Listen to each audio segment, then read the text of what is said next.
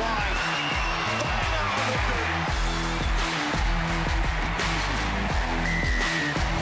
Roger Tuivasa-Sheck throws the pass away. Tuivasa-Sheck, a little bit of space here. Roger Tuivasa-Sheck with his step will look to use it. Leonard Brown, good to see him running. Got a pass away, and welcome back to Anton Leonard Brown.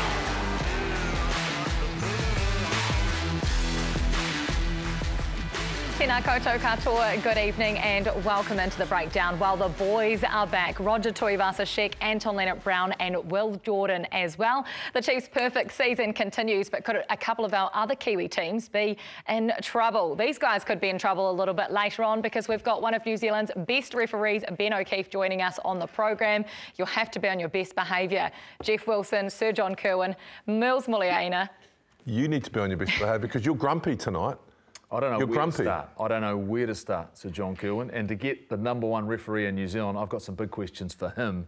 But I'm not happy. And it's not just because my Highlanders aren't playing well. There's nothing funny about that.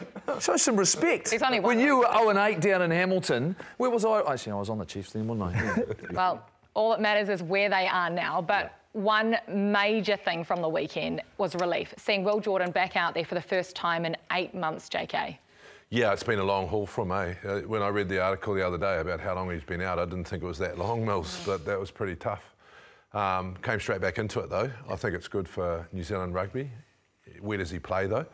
Is he a winger? Is he a fullback? What are we doing there? So straight into controversy. But is he a Forrest Gump, Mills? I mean, and I mean that in the most beautiful sense, because when I talk about a Forrest Gump, is they look slower than they are. So when you see him on the field, he looks slow, but he's actually going a lot faster. He just seems to be so deceptive. Yeah, he's very, very quick. I love the fact that he's been out for a long, long time, Kirsty. You know, didn't go on an end-of-year tour, but it almost seemed like, yeah, he didn't really miss a beat. I mean, some of the stuff that he came back, that long pass that we've just seen in the opener there, there's something that we haven't sort of seen in his game. So the confidence to be able to do that, considering the injury that he's had, and also we've not really known. I've been unsure about what injury he did have, Jeff. He wasn't hesitant at one stage or at any stage during that game. He took contact like he's taken contact before. He looked as though he was confident. He understood his role. He looked like a fullback. And all of a sudden, I write down another name and go, come on, mate, just one more week on back of it. And here's what, the Crusaders' chances have significantly improved now with him in the field. If he stays healthy, he stays fit, playing fullback for that side, their chances of winning this competition are better than they've been all season. But he's an All Black wing, is that what you're saying? No, he's an All Black fullback. There's a few of them, aren't there? There are a few of them, and this just muddies the picture even more. But let's talk about a couple of the midfielders. Anton Leonard Brown, back, game number 100. It took him 3 years to get there. You were there from the very start, his first rooming, Mills. Yeah, he was. Man, it's a long time ago. I think he was 19 when he first sort of started. But yeah, a magical night for Anton. I think from a playing point of view, he sort of fitted in really nicely. He led from the front, the contact that he got into, considering he was out with a shoulder injury. But also hearing him talk to you guys after the game in terms of the pressure he'd been under because the other midfielders have been playing so well. So yeah, it was a great night for him. Yeah, I think what do you bring? If you're a guy like Anton Leonard Brown, what difference are you going to make? When you look at the level of the ability in our midfield, I think he brings calmness and voice. I think those around him play better when he plays. Now, you might not see him do, you know, spectacular stuff. He does everything brilliantly, but I think that's his X factor. I think he'd give you 10 confidence and your 13 confidence. And I think that, you know, him being back there, it's a leadership role. And obviously he's works tirelessly and he's got all those, you know, All Black sort of skills. I think he's a winner. He's a winner. He knows how to win. He knows how to help this group. He's clearly been helping this group and that midfield that's been playing while he's been injured and doing a great job of getting them across the line, and they've been going out and performing. Look, he was really, really good for his first game back. I mean, introducing yourself back into Super Rugby, no club rugby, nothing else, just going in and doing that for both of these guys. And Roger Tuivasa-Sheck did the same thing. Didn't have a huge impact on the game, but for him, it's just another, 55, 60 minutes he got under his belt. He'll improve from there as well. 46 minutes for Roger Tuivasa-Sheck. 46? 46 minutes. Were we expecting bigger things from him against Moana Pacifica? No, I think he just needed to get back into it. Yeah, I don't know why they take him off so early. I think at some stage, if you're going to give him a crack at the World Cup, what I'd do is I wouldn't take him off, I'd put him on the wing. I'd play him for 50, 60 minutes at 12 mils and then whack him out to the wing. If he wants to make the World Cup, we're going to have to see him play another position, I think, with Anton coming back, you know. And we talk about it all the time. Who do you leave out, right? Will Jordan's back. If Goldie wants them to play fullback, who do you leave out? It's crazy, isn't it? It's crazy. But what I've loved about all three of them is the return to play. Sort of they've gone straight back into it. Curious, like, man, I don't know, what they've been doing or sort of how it sort of looks, but usually it takes about 2 or 3 weeks before they get up to sort of speed. And perhaps that's why, Roger only got given 46 minutes just in case, he, soft tissue injuries and that. But I was really impressed about those three players coming back and just fitting in as if they weren't even out for that long. Yeah, great news, isn't it? All three of them play a big role for New Zealand and for their franchises as well. Time now to talk Super Rugby with Chemist Warehouse. Nurofen available at Chemist Warehouse.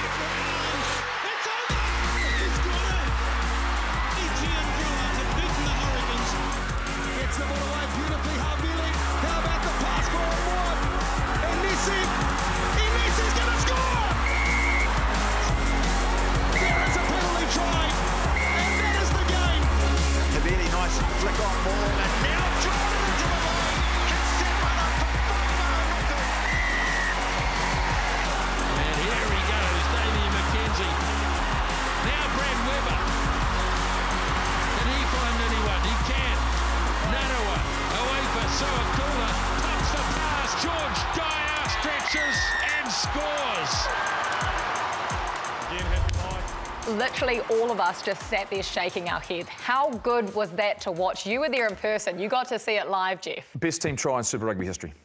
Best team try in Super Rugby history. There's been individual tries, which are remarkable. We saw one from Amoni Narawa in the game, which was remarkable. We've seen Christian Cullen go the length of the field. But in terms of the number of hands that went through, the counter-attacking, the support play off the ground, you've got outside backs, you've got inside backs, and it's a prop that finishes it with I'm going to say a left foot sidestep. I'm not sure, but George Dyer goes off his left foot, powers his way through. He had 3 guys on his outside. He needed to score that try, but I think just a remarkable indication exactly why the Chiefs are the #1 team in Super Rugby.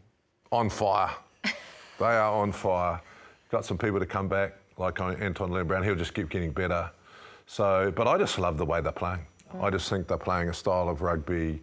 I like the way they're attacking. I think it's creating some bigger decisions than we're normally seeing from the defence, which is creating more gaps. So long may it last. If we take a look at the Super Rugby Pacific table, the Chiefs are well and truly on the top, and whether or not they can be caught this season remains to be seen. But with 4 rounds to go, you wouldn't think so. The Brumbies in second place, followed by the Blues, only just, the Crusaders, the Hurricanes and the Highlanders. Absolutely nowhere to be seen on this one. How the next 4 rounds plays out is going to be seriously interesting, isn't it, Jeff? That was very emphatic from you. Well, here the Highlanders are nowhere to be seen. They're 1 win out of being in the 8th spot. So let's... OK, they're a long way away. All right, Mills, you go while I try and recover from what's just happened. I think they can still... I mean, even looking at it, they can still make it. The Reds is probably going to be, they'll be fighting it out with the Reds. I think the Drua, the way they're sort of playing their home games that they've got as well. That is the story of the year. What? Fijian Drua. That is the story of the year. We've just got a team that's undefeated.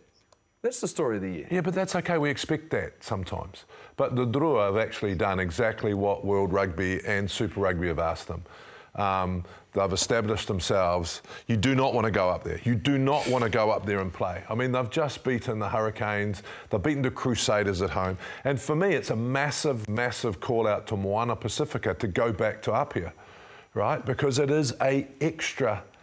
If that game last night, or the other night at Eden Park, last night at Eden Park, if that's in Apia, they win, right? And I just think they have found this balance between playing Super Rugby but also keeping their Fijian flair. And for me, that's the story.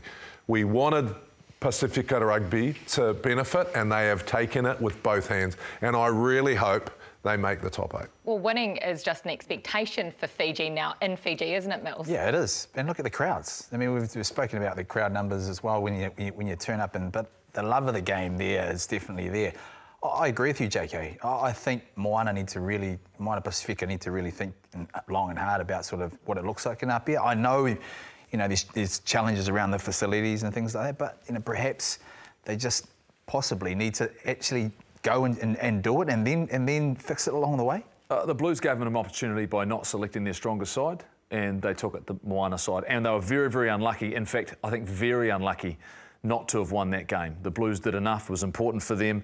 You talk about the improvement of teams, though. The Hagairu showed that. That's what they did for the national side. I think that's what you'll see from the Fijian Drua. We'll see an improvement from the national side there as well. But look, I think the Blues... Are they in trouble? Have you seen enough from them? I think they are in trouble. I think they've got a real challenge in front of them. I think they're in trouble. Third. They've got the Crusaders. Trouble of what? Trouble of what? You think they're playing the sort of rugby that's going to challenge the Chiefs or the Crusaders? You think they're playing the quality rugby you need to beat the top sides in this competition? I think that... Are they timing their run? Are they that good? No, I think that to get that win last night is absolutely fundamental. Did they deserve it? Question mark. Did they get it? Yes. Did the Crusaders get it in Drua in Fiji? No. They're the type of games that you just need to win, right? Let's forget about the scrums at the end. However, they are third. I don't think you can compare. I don't even think the Crusaders are playing their best rugby. I don't think the Blues are playing their best rugby. They won by 30 points. The Chiefs are. 40 points. The Chiefs are. The Chiefs are playing great rugby. The Crusaders are not playing their best yet, and neither are the Blues playing their best yet, and the Highlanders haven't played anything yet. Yeah, and I accept that. I've got no issues with that. So all I'm saying is, when do you want to peak, Goldie? Do you want to peak early in the competition? Yeah, but you've got to show some signs. You've got to show some signs and some individuals. You're not worried, Mills? I don't think so. I think there are times. I mean, there's a number of their key players that haven't really sort of fired a shot yet, and that's probably the worrying part for other teams, because you get them into a finals and you get them sort of, humming. I think they can be an actual danger. The thing is, the difference between this year and last year is they came in really solid, didn't they? The consistency. They were a #1 team. I think they're trying to, find a different way to win. They've had lots of injuries. I still think, come the finals, they are a dangerous team to look out for. Well, if the Blues aren't in any trouble, the Hurricanes potentially are. Remember how they started off the season? Yes, they probably had an easier draw than most over the first 5 rounds, but they lose to the Drua in Fiji, a game that you needed to bank, JK, and their final 3 games, the Chiefs and Blues away and the Crusaders at home. Ouch. Yeah. You need to beat the Drua. That's just like, ouch, because you cannot afford to drop. Well, what do they need to stay in the 8? Well, the 8's not a problem. It's staying in the 4. Yeah, 2 weird. It's staying in the 4. So now the Brumbies are the team now that have got the advantage over the Hurricanes. So that's the significant... look, it's going to be a really difficult, tough run home. It's a big stretch, whether or not any of their players need to get rested at some point in those 3 games as well. The upside of that, though, is you make ground up, right? If you beat one of those teams that's above you, then all of a sudden the gap closes significantly. But that's a... Yeah, that hurts. That really does hurt them. And it was pretty much a full-strength side that went to Fiji. Yeah. They've missed out on a massive opportunity. You talk about opportunities. That's why I talk about, look, Moana Pacifica side, it was the bottom team in the competition. The Blues have missed out on a really important bonus point. I mean, bonus points will be the difference between whether you might end up in 4th, 5th, 3rd, 2nd, and who you play in that first round, that first knockout match. So the Hurricanes, the Highlanders would just be happy to make the top 8, and they still can, right? But the Hurricanes do not want to be out. Well, they don't want to be 6 or 7. Or 5. If they're 5, all of a sudden you could be playing the Brumbies away, or the... I mean, that's a tough run also. When you think the Chiefs, the Blues and the Crusaders, that's a tough run leading into the playoffs anyway, So that is huge in terms of the physicality that they have to bring in, sort of how beaten up they will be come the finals. It's going to be an interesting final 4 weeks. Hold on to your hats, that's all I can say. But the Highlanders, Jeff, they're in serious trouble right now of not actually making the 8. What does their run home look like? Have you seen anything from them so far to give you that glimpse of hope? Well, other than the fact I'm a former Highlander, I'm thinking they're going to go deep down to the well and find a way get some best form, but it's not looking good right now. But they do two games at home, the Reds and the Rebels. I think if they win those 2 games, they'll probably sneak in. But reality is whether they're going to be competitive in the way that they're playing right now, and can they win those games? The Rebels are being niggly. They're playing some really good rugby. I've given them some respect, no doubt about it. But I'm frustrated by the fact that they're just making far too many errors. They're missing far too many tackles and defensive reads. They've got a lot of work to do. I think they're just running out of time, to be honest. They'll be disappointed and frustrated with where they're at. Do we bring back the draft, Mills? Right, you pick your first 28 players or 30 players and then the rest go into a draft, because are we just seeing signs of having 660 players overseas? I mean, Wichi Mo'onga's going next year. We're going to be a couple of guys down. There's people going overseas. Do we need to get back to the draft? We are servicing 6 sides though, right? Moana. Yeah, including Moana Pacifica, because most of those players are coming and playing through our provincial union system. So New Zealand Rugby is servicing 6 sides. I'm just not sure we can support that in terms of the sort of depth that you're talking about. The Moana Pacifica team, Mills, has pretty much had to roll out their same side every single game, right? No resting. No resting for there's no weeks off for those players. Sorry, excuse my ignorance. You're saying that the New Zealand Rugby Union pays Moana Pacifica players? Well, they're part of where do the players come from? Who have they played for? Yeah, and I understand that. So in the end, ultimately, they're part of our ecosystem. So all of a sudden, the depth, and I'm not against it. What I'm saying is, though, it just means that all of a sudden there's 20-year-olds and 19-year-olds, and that's what the Highlanders have faced. You get injuries like they faced earlier on, and they have to introduce young players who can't quite there. But their performance is linked to the fact that they just haven't been able to, 1, stay healthy, but 2, they've been inconsistent, particularly in their backline. They just haven't been able to perform against the top sides. Look, I think we can sneak in. But for them, would that be success? Yeah, I was going to say that's not success. No, it's not success. This is not a season at the moment they'll look at and go they're proud of. You talk about the players not performing at the Highlanders, but no matter who the Chiefs bring in, they seem to be successful. It's the environment that they've created there, right, Mills? For guys like Dan Rona, who literally didn't have a Super Rugby contract, he doesn't look out of place in this Chiefs side. But it's also balanced too, Kirst. I think it's a balance of having those.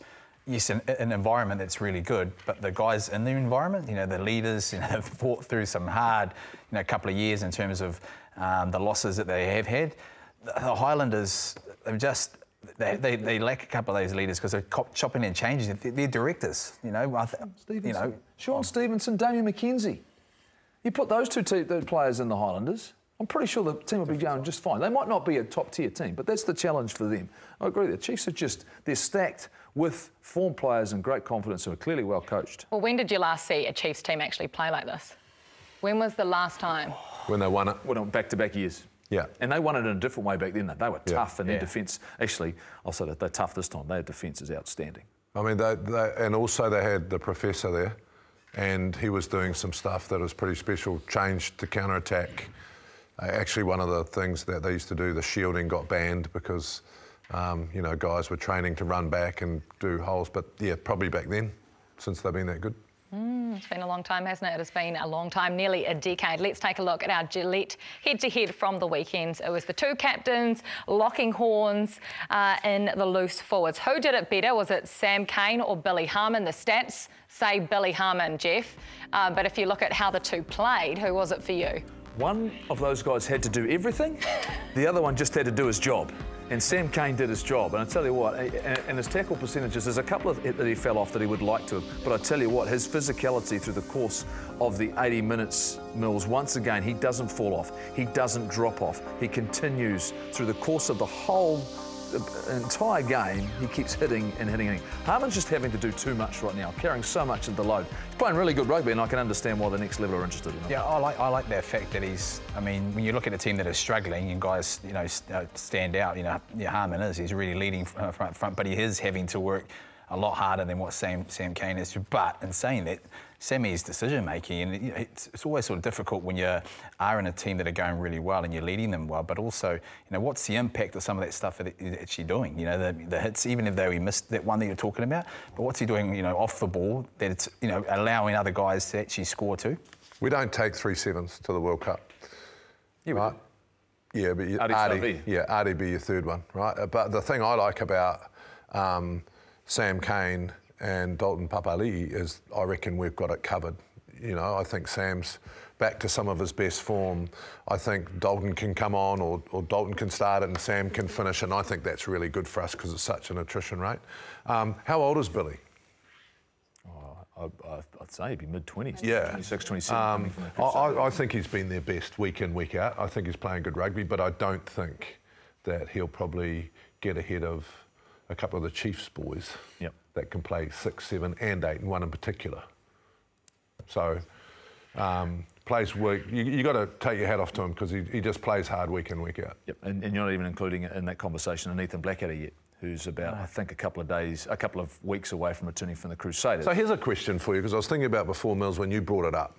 Do you think, so Anton Leonard-Brown's come straight back into it, Roger Tuivasa-Sheck's come straight back into it. Can you come straight back into All Black rugby?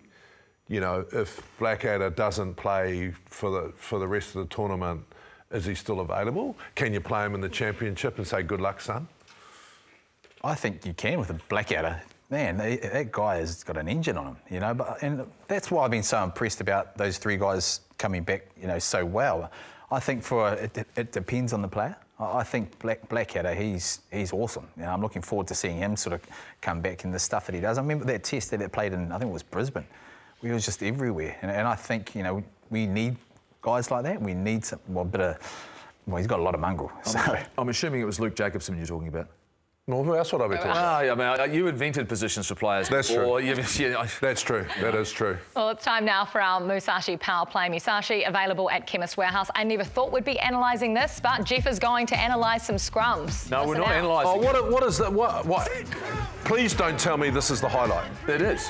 It's not a highlight. This is a concern. And we're going to get into some comments that Wayne Smith has just put in on the New Zealand Herald, I think, an article talking about his concerns with the game. In fact, he's been very scathing of the game. Now, look, this is a dominant scrum. And the Crusaders, I was in Christchurch, they used it well. The Blues have used it well. People at home don't want to see this. Now, don't get me wrong, this is important for these sides to go out and try and win. But all of a sudden, I'm looking at this going, you know what? Is this what it takes now? And I was in Christchurch, and I knew the moment that the force loosehead prop gets hooked after 25 minutes, that they're in trouble, right? And when you can use it to win games, or you scrum for penalties, then you kick to touch, and you line out more, okay? And this is where I think I had the Crusaders up there for a very specific reason, the fact they scored 3 line-out drive tries and a couple of set-piece moves that were off scrums. The fact it completely dominated the game for them. In the end, there was no way the Force was going to win that. So I just don't think that's the future of the game. And funnily enough, guess what? What do you do, mate? I think it's only a matter of time. Here's the solution for me, is the fact that I think it's only a matter of time that World Rugby clicks onto the fact that people don't want to watch that either. Okay, but what do you do? Well, you've got to make it a situation where there's no resets. You've got to make it a situation that you can't kick for touch. What about to get a line-out drive? What about if you go into the game and each team is only allowed 5 scrums each? Where, I mean, obviously there's knock-ons and things like that, but maybe, you know, it could be a rule where you go, you're only allowed five scrums, and that's it. It's resets counted. Well, there was one period of playing the game for the Crusaders, it was stuck in one spot for 3.5 minutes. It never moved through resets and penalties. Because they got a penalty, they went to another scrum. What was the last... what was the Blues' last 6, 7 months? I just don't think that that's what we want as fans. Now, look, I'm biased, clearly, because I'm a big fan of the skill game. I go and watch the top side in the competition, and they don't rely on their scrum. They counter-attack, they've got balance, they still use a line-out drive for Samason and Takiaho, but it's not their primary attacking mode. For teams, that's all they've got. Remember we watched the Brumbies for a whole season, and Stephen Moore, that's all they did for 4 months. Seriously. Yeah, well, Wayne Smith's sick of it as well. He was on the All Blacks podcast. You can go and listen to that, where you get all your podcasts from. Slam the state of rugby. He watched a game a couple of weeks ago. It was between the Force and the Highlanders in Perth. He said for the first time in his life, he turned the game off at half-time and watched an animal documentary, Mills. Lions in the Serengeti. I don't even know why he's watching it that late. Six hours behind. He's watching. It could have been a great game, but it wasn't. No, it wasn't. 5 yellow cards. Terrible game. But he had some solutions, didn't he? He wasn't just slamming he'll always have solutions. And I think the frustrating thing for us, there's too many laws. So even the Blues game last night, every second ruck, the ref's got his hand out for a penalty. And this is what Wayne's saying. You know, what's happening then is they're kicking for the corner, they're mauling, there's scrums, re-scrum. And you start, like, I pre-recorded the Blues games, and I'm just fast-forwarding going, fast-forwarding it. I like that solution that he's made, hasn't he? I mean, if you kick for the corner, the opposition get it. Yeah. I think that's a lot more exciting. I mean, they just need to sit down and they start talking about these things. I mean, it's a lot better than going to the corner watching a line-out drive. You know, you still got to come out. You know, you still. And Goldie, you want to start a petition. Goldie wants to start a petition, Mills. He wants to get rid of the jackal. Oh, look, hands in the ruck is killing the game. I mean, everyone thinks they can steal it at any time, and particularly at lower grades. And I just want one grade to try playing where all you're doing is contesting for position with weight over the ball, pushing past the ball, and it's the only way you can win it. You get to a point, it's just a mess. And you think about an amateur referee who doesn't even have he doesn't know ARs. He's got no one telling him. He hasn't got a TMO talking to him in his ear. He's having to paint this picture. If we don't think outside the square, if we don't take this game forward, like Wayne Smith is talking about, and make it more attractive and easier to referee and more fun to play, and for more people to play, I think we're going to lose the battle very quickly. Do you think there would be enough natural turnovers, Mills, without the jackal? Well, you have to commit more numbers to the breakdown. What does that do? You commit more numbers, it opens up space. Yeah, there wouldn't be any in terms of what Jeff's saying, but it would clean it up. Well, but you can go past. Counter-ruck. Yeah, you can counter-ruck. I actually spoke to World Rugby about this about 150 million years ago, and they were concerned that without the jackal, opposition sides would hang on to the ball for too long. Well, counter-ruck. If you hit counter-ruck and you commit and you don't get it, guess what? There's space to attack for. Yeah, I don't disagree. I think there's enough errors in the game now through the dynamicism. Is that a word? Probably not. Is it? I'll take it. Maybe not the way you said it, but it is a word.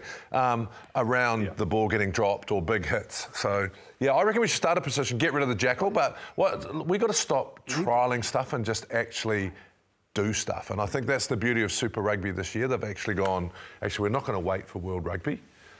We're just going to do some stuff. Yeah. And we'll be able to hear from Ben O'Keefe very shortly about what it's been like for referees, these new laws in Super Rugby in 2023. Well, time now for our Form 15. Now, this one was picked by Crowd Goes Wild host, reporter, and I should say, Chiefs enthusiast. I'm pretty sure he's their #1 fan since back in 1996, so there may be a few Chiefs in this side. He has selected for his Form 15 this week Ethan de Groot, Brodie McAllister, Tyrell Lomax, Tupou Vaa'i, Scott Barrett, Akira Ioane, Sam Cane, Luke Jacobson, Brad Weber, Damien McKenzie. I'm starting to lose count of the number of Chiefs in here. Levi Aumua, Dan Rona. Thought maybe he could add an extra one there at 12. Lester Whainganuku, Imoni Narawa and Sean Stevenson. Before these guys get stuck into this team, let's hear it from James himself. Kia ora, breakdown whānau. Yes, I know, 8 Chiefs, but I can justify it. I'll get back to that soon. There were 3 Crusaders. Scott Barrett, Brodie McAllister with the hat-trick there, the hooker, and Lester Whainganuku, still in amazing form. Tyrell Lomax had a pretty good game up in Fiji, so he sneaks in. Also, Akira Ioane, so good. The offloads, yards after contact. There are Highlanders in there, Jeff. Yes, I've picked Ethan de Groot and, just the one Highlander. Sorry, Jeff. I thought Billy Harmon was in there, but unfortunately Sam Cane got it because you know what? 50 points away from home means that you get 8 players. Sean Stevenson, all that flair, the Benji Marshall flick, Imoni Narawa with arguably the individual try of the season, Daniel Rona with the perfect all-round centres game, and the best kick under advantage I've seen for a long time there, the little chip for Sean to score. And McKenzie, I know he played a lot of the game at fullback, but doesn't matter, he was named at 10. Weber outshining the All Blacks incumbent there and showing serious toe and a good in-your-face fend. In your face, Jeff, did you see it? I did. I think this team would win the World Cup final. By the way, Levi Aumua, you cannot deny Moana Pacifica, even though the ref did. Awkward. Oh, that is too good. I think you got James's title wrong. He's a Chiefs tragic. Yes, that's right, JK, that's right. Not supporter. That's different. Well, what do you actually think of his team? Is it well balanced? Are there any holes or exclusions for you? Maybe Anton Lienert-Brown deserved to be in this mix? Yeah, I would have put Anton in there. I think he would have gone straight in there with his form. I thought Aumua could have done a bit more. He did some really nice stuff, but I expected him to be just a little bit more dominant in the midfield there. Probably didn't get enough ball to do that. But I think finally, Goldie, someone's gone back to a form team. And if you think about form, wasn't bad. This is another hit at you. I haven't had anything to do with the last 3 teams. I mean, I've let them pick their sides. So look, this is a quality team. These guys have all played well. I think you can never underestimate the effort and work that Scott Barrett does. Yeah. Like he's just like every week. It's week in, week out. Every time he plays the Crusaders, actually nothing changes with him. You know, continues to lead from the front. The captain of that side. Tupavai is an interesting one as well. You know, the shifts that he's making. And I thought Arkoi was really good too. I mean, how blessed are they? I love the fact we interviewed him, with 20 to go, and he said, "It's all right, Brody, I've got it covered. I had no worries at all. Take a rest, mate. Have a week off." He also said, "Sky, give me a job." Yeah, he did ask for that job. It's coming later, mate. Relax, relax. Good team. Lester Whanganuku making waves again, just keeping everyone on notice, the fact that he's certainly still there. The great thing about this is there's none of these guys that aren't All Black. Exactly. Or aren't incumbent All Black. You know, the pressure comes on, and the pressure's coming on, and you talk about teams timing their runs, so we need to see the best of some of these guys. Yeah, what does it tell you about some of these guys that aren't All Blacks? Nearly half the team. Oh, they're hungry. I mean, you look at the way the Chiefs are playing, though. You know, it's that environment that we sort of spoke about again.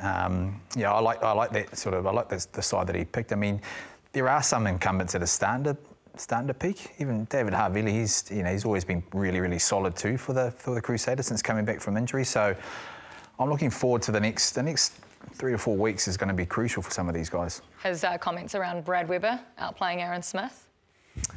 I'm not 100% sure of that. When the team's dominating like the Chiefs are, really easy to look good. You know, Aaron Smith's just going and competing as hard as he can, but at the moment, it's behind a side that's just not dominating in areas that make him shine. Yeah, look, what are we looking for? Is really, I think halfback is the most intriguing position. The 3 halfbacks are quite similar that are in form at the moment. So, you know, TJ Perenara coming back in, that loose forward type 9 I'm really interested in because they're all playing incredibly well. I agree with Goldie, hard for a halfback to dominate when your forward pack's not going forward. But are we going to look at a mix? That's all I'm thinking. That's all I'm interested in, which means that one of those similar halfbacks is going to miss out, and it ain't going to be Aaron Smith. Well, still to come on the breakdown, we chat to referee Ben O'Keefe live very shortly, but first Anton Leonard-Brown, the latest to join the Chiefs Centurion Club.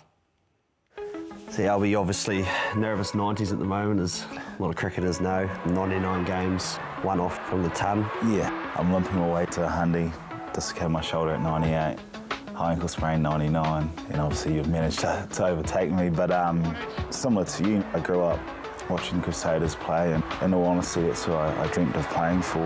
And if we look at this footage, it's not a jersey you wear often, but I'm assuming you've still got that jersey tucked away somewhere. Anton Leonard-Brown, has he scored on debut? Yeah, I do. People probably underestimate my speed. Clearly. I think also, am I right to say you played Super Rugby before you played club or Wada 10 Cup? Leonard-Brown, over! I dislocated my shoulder in the last game of school. Then I moved up to the Chiefs, dislocated my shoulder again, had to get surgery. After being out for a year, they said, "Don't worry, you won't play." Charged by Anton Leonard-Brown! But as you know, back then, there used to be quite a lot of injuries, so I ended up playing on the right sting, as you saw, and that was my first game back since high school. Pretty cool moment. I don't think too many people have come straight from school, first game out, played Super Rugby, so sure to be on a Waikato draft question one day. It's a bucket list for me, so hopefully. It's such an amazing region to play for. The fans are great through thick and thin. But I think it's the friendships you make, you know, throughout your career off field, and there's been a lot of special people to be a part of the Chiefs. And Leonard-Brown looking for another. He explodes away. I guess that's the thing I enjoyed the most. It's always a special moment when you get to bang this out after a game, isn't it? Oh, you're in Japan now, are you? No, I was actually on suspension now. Oh, that's right. That was rude what you did. Soft red card. That was league-like, mate. Oh, goodness, that's a shock. It's not too many, obviously, brothers who'd be able to play 100 games with your super franchise, so that's pretty special for your family. Super proud of you, and if there's an opportunity to get you a kick, I'll give it to you, but congrats, brother. Take time. Appreciate you, brother. All good, mate. Someone get me the tissues. Oh.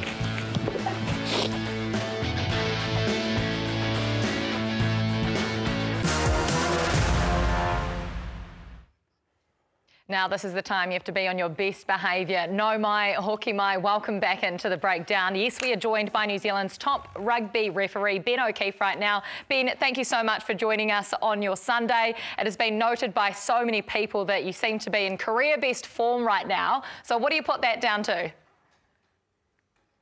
Oh, look, thanks everyone. I'm not sure about the career best form, but I'm just in a position where I'm enjoying my rugby. I'm loving it. And I reckon a lot of it's down to how the competition is going down here in Super Rugby. You know, it's exciting. So I'm just loving being part of it. Ben, I've had a voce di corridoio this morning. Actually, the Pope rang early, Sunday. Now, you don't have to answer this, but just answer with a smile. The Pope said you've made the World Cup reffing squad for this year's World Cup. So just smile if it's true. He can't not smile. He's a smiley guy.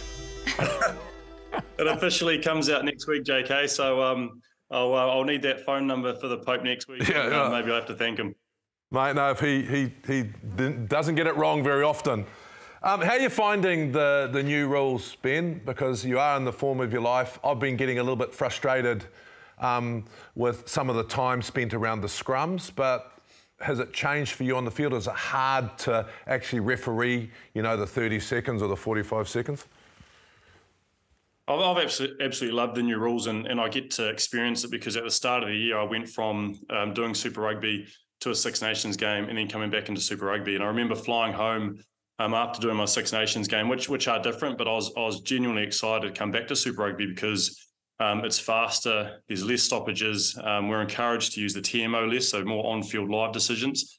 And I think the players have sort of taken that on board. And we're seeing some of the games now, and I think I was reading a stat before where the average points scored in games are up to about 60 points this year. So for me, that's an exciting game of rugby. That's an exciting competition, and the brand that we're wanting down here in the Southern Hemisphere. So I absolutely love it, and I think it makes it a lot better for us to be able to referee when we're out there in the middle. I've got to ask you, Ben, then the fact that clearly you've tried to prepare yourself to referee at a Rugby World Cup, and their expectations are certainly something different from World Rugby, maybe than Super Rugby, but is there a sense maybe the gap's closing? Are they starting to like what we're doing here in the Southern Hemisphere?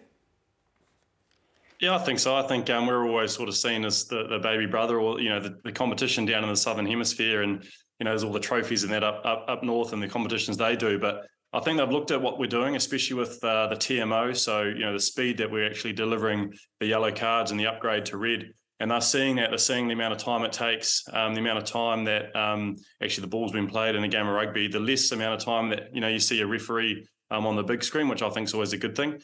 They're looking at that and saying, well, actually, it's working down in the Southern Hemisphere. It's a trial we put on Super Rugby. I think they're going to wait to the end of the competition, and hopefully, they might be able to actually use a bunker-like system in the World Cup this year. I know it's something they're looking forward to. It's what I'll look forward to, especially if they can do it, because I think it benefits the game greatly. It just means that we see more rugby and less of us referees on the big screen. So Ben, presumably JK has gone down the right corridor and you're going to the Rugby World Cup, and there's obviously different rules over there that they've prioritised and the rules that are down here. How do they actually take that sort of split when you're looking at things that you prioritise? And if they're focusing on here in New Zealand, can you implement that straight away? Well, the big thing they do before any tournament in the world, so Six Nations Rugby Championship, so especially before this World Cup, and we've actually already done it with the top coaches in the world. We had a meeting up in London. We asked the coaches, what do you want to see in the game? What do you want us to change? How do you want us to referee it? So we went through all the phases in the game, the scrum, the maul, the tackle, foul play.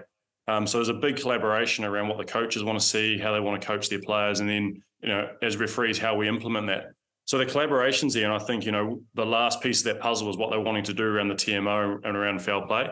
They wanted to see how we did in Super Rugby and if it was effective or not. So potentially leading into France at that World Cup, there'll be another meeting with all the referees, all the coaches, and we'll sign off on all the changes that they want to make. And I don't think there'll be too many, because I think the game where it is right now is pretty good. There'll be one or two around how we use the TMO, and I think once we do that, we'll look to showcase this at the World Cup, and hopefully it won't be much of a change, and we can just showcase the talents of the players and the teams, and I guess the competition that's going to be pretty tight up there in France this year. Ben, Goldie wants to get rid of the jackal, and actually I'm going to sign that petition because I don't disagree. We do need to change something. Is that the hardest thing to get right as a referee? When you're on the field, are you getting that wrong a lot just because it's so hard to do? It's not hard to do. It's difficult because the game's so fast and the players are so dynamic in that space that we have to decide in our head. Did that hand that slightly touched the ground before it went on the ball, is that a penalty? Is the hands passable? Is that always a penalty? So we're constantly having to do that. And it's probably only the hardest part of the game because there's more than 200 tackles or rucks in a game. So potentially, there's an opportunity for a jackal more than 100 times in that match. So as referees, we do find it difficult. We've also got a lot of very accurate jacklers who aren't just wearing 7s on their back anymore. We're getting jacklers out of 6, 8, 2s. I've seen some fullbacks get their head, down low to the ball as well. So it's a difficult part of the game, but one I enjoy it. I enjoy a good turnover, but it's true. I think, we've got to have a competitive game. And I think, the benefit of Super Rugby is that we're trialling all these innovations to try and develop and improve it. And maybe one year they'll Goldie will get his wish and, we'll look to get rid of the jackal. But I think it'll be remaining in there for at least this year. Oh, look, I know that it'll be around for a long time, but I'm thinking a lot of the community rugby, considering the fact you've got years and years of experience. I've got another idea. You know how in 7s, when it's a shot at goal or it's a conversion, the team that's just been scored on has to go back to halfway. I find that one of the most frustrating things, right, is when a team scores, they have their huddle, you have to stop the clock. Why just not designate one guy to charge it down and the rest of those guys go back to halfway and we get ready to go again? Do you think that's a possibility? Would that work? Yeah, definitely. Like my experience, I never experienced 7s because you've got to be pretty quick and fast. So I sort of missed that game. So I think back when the referees were doing that in 7s, it's a law that they have. And like any law that's implemented in World Rugby, they just need to be lobbied by someone like yourself, Goldie. And then, if it's something they want to do, then I think it's easily to be able to change. Mate, obviously all us Kiwis, and I'm pretty pleased that we're not going in as favourites. We want the All Blacks to win, but you've coached in both hemispheres now. Who's refed in both hemispheres now? Who's your favourite besides us? Look, definitely the All Blacks. I think you can never discount us. We've got the best players in the world, and this competition, Super Rugby, set them up really nicely. But you can't deny what France and what Ireland have been doing. Probably for the last 2 years now, consistently up in the North Six Nations and in their domestic competitions as well. But then again, it's a World Cup year. We've been going to playoffs, and you can't. There's a lot of other teams now that are doing really well. I think Australia have been really good. You can't deny South Africa the way that they play as well. So look, it's going to be a really, really tight, a competitive World Cup, an exciting one. And I'm looking forward to it happening at the end of the season. Ben, I'm not too sure if you saw the breakdown referee exam special where JK and Jeff actually sat through your referee's exam. They were both atrocious, and I think it's fair to say they appreciate what you do so much more now. Do you know the results of that? I don't know the results of that. I won. Oh, according to who? I knew the results. I knew the results live watching it, and I was cracking up. There were some pretty easy ones. There's some pretty hard ones as well. So, look, if we ever need to do a course, I'll be happy to take you through some. You're just about to break up. You're just about to disappear. Thank you so much, Ben. We really appreciate it. And yes, early congratulations. We can't wait to officially hear the news this week. Thanks very much. Thanks very much. Cheers. Thank you so much. Ben O'Keefe, New Zealand's top rugby referee at the moment. I wanted to ask him one more question, actually, which was, I wonder if you coach...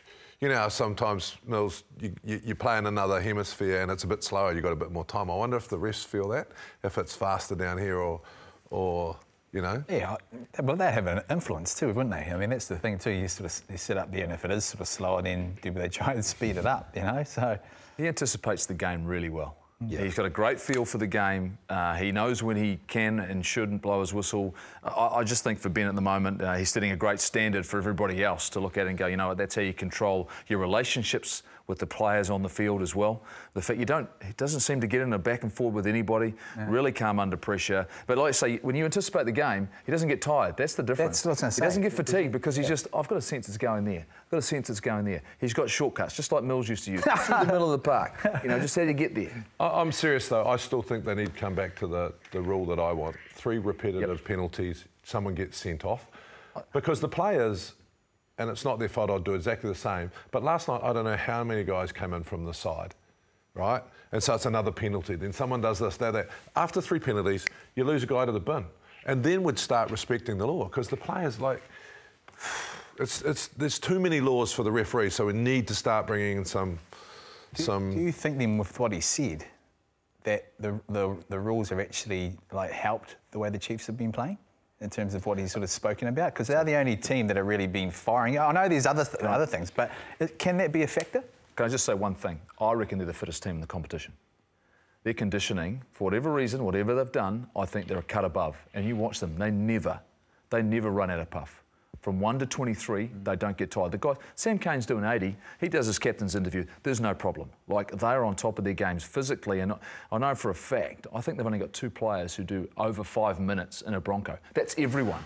Like, their conditioning levels are so good. Can you explain to us that didn't have to do a Bronco what that means? What that means? Is that the old VO2 test? No. It's bottom line, if you're under 5 minutes, I mean, you're pretty fit, right? You're in good position. The Bowden Barrett and that are running about 4:10, 4:12. Your average player's 4:40, 45. What happened to the beep test? What's that? Same thing. It's a test that pushes you in similar types of way, but this has become their standard. So if you're under we should get JK to try some of this then, just to get a taste of it. The Bronco? Why not? Breakdown Bronco. Under 5, mate. The 4 of us? Under 15 minutes. The 4 of us? Oh. Well, I think the main thing here is that Ben's enjoying our changes down here. And Jeff, you know, I don't like to say this, but you're right. We actually need to come up with a couple of things next year, the down year, right, after the World Cup, and just do some stuff. Let's just pick a grade and try it. Pick a grade, Yeah, whatever it rugby. is. Well, no, it doesn't need to be other rugby. people not turning up. Just pick something. Well, it's great that World Rugby are now looking at Super Rugby, right? That is something that Ben O'Keefe said. It sounds like he has been selected for the World Cup. The All Blacks will have to wait a little bit before that. It is not too far away, but before they go to France, they've got a couple of Rugby Championship matches right here in New Zealand, one against Australia in Dunedin and the other at Mount Smart Stadium against South Africa. Tickets will sell fast. Both of them aren't massive stadiums, and tickets will be available later this week.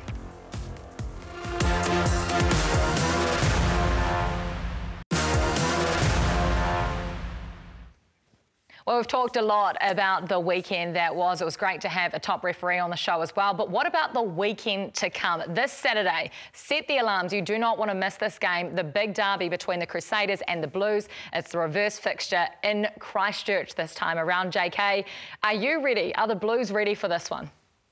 I think both sides, I mean, Goldie brought it up before, right? Have the Blues played their best rugby? No. Have the Crusaders played their best rugby?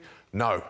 But at some stage, you need to make a run to the final. So I would say that both sides will be looking at this game as a real hit of form and take that into the finals. How good is this going to be? I can't wait for this one. How good? Game of the round, definitely. And also, given that they haven't sort of hit their straps, both sides, you know, trying to, you know, get to that sort of level down there. The last game they played was a great game too in Auckland, wasn't it? And so, man, it's mouth-watering stuff, Jeff. I just hope they play some rugby. I actually hope they don't kick the ball away and they keep the ball in hand and they actually challenge each other with the talent that they have. I look at this matchup and the Blues need Bowden Barrett back. And it was clear on the weekend they need his leadership. The interesting selection will be who starts at 12. Yep. Harry Plummer has been very good at 12. Roger Tuivasa-Sheck is fit and available. Is Mark Talia going to be there, fit and available? Are we going to see the best of Caleb Clark? There's some really big question marks around the combination of the back line. Is it time now for Rieko Ioane, who's been good? Don't get me wrong, he hasn't been playing poorly. He's been playing, but he can play better. He can have a bigger impact. This is the game for me where he can really, really step up. And what do the Crusaders do in terms of their combinations and what they've got? Is this Cullen Grace's opportunity against Hoskins Sotutu to go, you know what, don't forget about me. I'm not a bad rugby player. So this is a great matchup. Ooh. This is down in Christchurch, but this, I think, will determine who ends up finishing second on the table at the end of the day. Barrett, Tuivasa-Sheck, Ioane. You have to play that. You've got to play that if you're the Blues. So for me, it's a pretty easy selection, I think, with Roger, and I'd leave him out there this time. I'd leave him for as long as I could. The only thing that worries me a little bit about that is Havili has been playing a lot more, and you know what it's like, Mills, you've played a lot in the midfield. Those combinations are important, and probably that combination, you know, Rieko hasn't had someone steady inside him for a while. Who you got? What do you think? I know. What a ridiculous question to ask me. Yeah, because once again, you're going to keep going with your heart. You're going to keep going with your heart, going with your heart. Does your head tell you that the Blues are the better side against the Crusaders right now in Christchurch? I don't have a head. I've got two hearts. Oh, you got two hearts. You're just not even going to listen to Mills. Who you got? I'm going for the Blues. Man, I'd like to see the Blues win, but I think the Crusaders down home too tough. I love to see. I think the combination 9 and 10. I think Hotham, gets that nod. I think that's a big. I think he could be a biggie for the Crusaders, especially with Moonga there, because I mean that's a partnership that they haven't sort of really connected. Well, who wins that 10 debate, Richie or Bodie this weekend? Game on. All I care about is the fact I think the Crusaders will win this game. Who have you got? Crusaders. It's an easy one. It's an easy one. But the Blues will be a different side. Yes, Beauden Barrett expected to be back. Patrick Tuipulotu as well. Mark Telea coming back from All Blacks rest. Hoskins Sotutu was out with illness. So it is a completely different side than the one you just saw at Eden Park. That is us. We are done and dusted for today. Great to have you joining us, and we'll see you in Christchurch. But they give it away to Havili. Now the ball to Jordan, and he's in. Blues just a little flat-footed. Beauden Barrett changes everything with a great break up the middle. Jordan trying to make the tackle. They stop him just short of the line. Here's a great chance. Finley Christie stretches out. They go to the short side. Bit of space here for Papali'i. Storming run from the captain. He's going to